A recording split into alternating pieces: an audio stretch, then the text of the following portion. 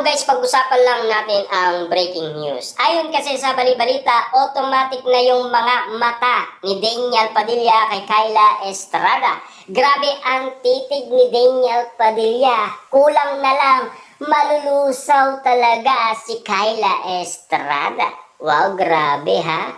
In love talaga yan. Mukhang tinamaan talaga si Daniel Padilla kay Kyla Estrada na talagang parang pinana ni Cupido si Daniel Padilla para ma-inlove umano ng todo kay Kyla Estrada. Grabe nga naman itong si Daniel Padilla kung ma-inlove. Kaya nga naman kasi kilig na kilig umano ang mga netizens at mga fans ni Daniel Padilla at Kyla Estrada sa mga galawan ni Daniel Padilla na talagang todong-todo ang mga kiligan moment. Sa mga kapansin-pansin kasing galawan ni Daniel Padilla, yan ang umanong nakakaakit sa lahat ng mga kababaihan.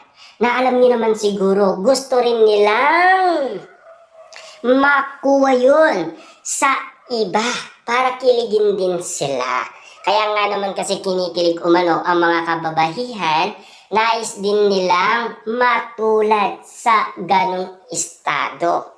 Alam niyo naman siguro kung bakit kinikilig sila at kinababaliwan nila yan. Dahil nai-inlove sila ng todo. Napaka-romantiko kasi ang mga galawan.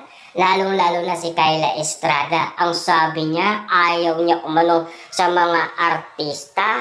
Pero naulog ang loob niya sa isang Daniel Padilla. Siyempre, dugong Padilla yata ang dumadaloy kay Daniel Padilla. Kaya nga naman kasi nasungkit na ba ang matamis na oo ni Kyla Estrada? Pero hindi pa naman sila nagsasalita. Ayon kasi sa mga fans na Daniel Padilla at Kyla Estrada, kahit hindi sila magsalita, kitang-kita naman kasi ang proof na kiligan at mga sweet moment nila. Galawan talagang magjowa ang kilos nila. Grabe nga naman kasi kung magkaibigan lang daw sila, parang hindi gawain yan ng mga tapat na magkaibigan. Igit pa sa magkaibigan ang galawan nila.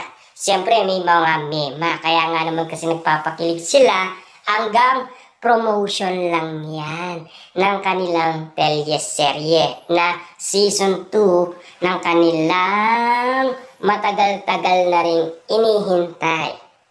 Alam niyo naman siguro, no? Sa ganyang sitwasyon, alam niyo na siguro kung bakit. Nangyari na yan kasi kina Catherine Bernardo at Alden Richard. Kahit nangyari pa rin, kina Alden, inahanap pa rin.